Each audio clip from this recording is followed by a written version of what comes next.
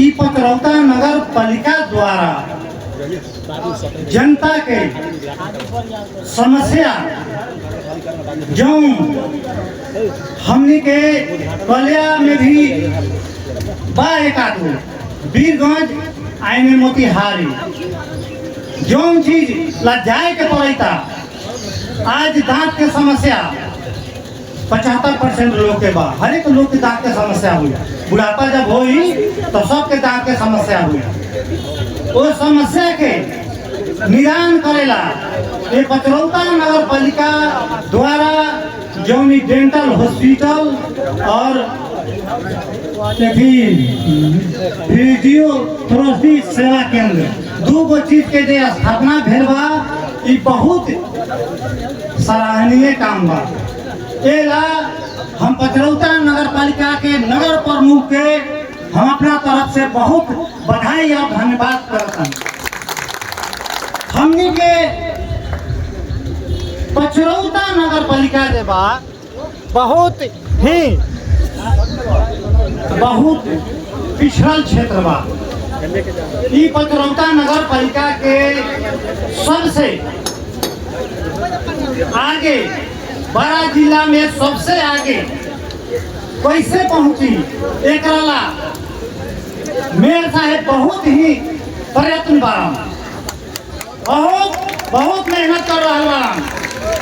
हमनी के जनप्रतिनिधि पार्टी को न हो पार्टी से हमारा लेना देना ना रहा। जनता मेन जनता बा।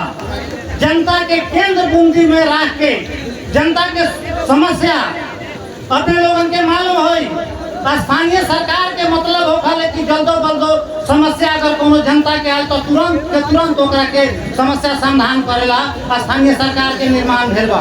जो संरचना बनल बा स्थानीय सरकार जनता के जल्दो बल्दो समस्या के समाधान करेला बनल बा।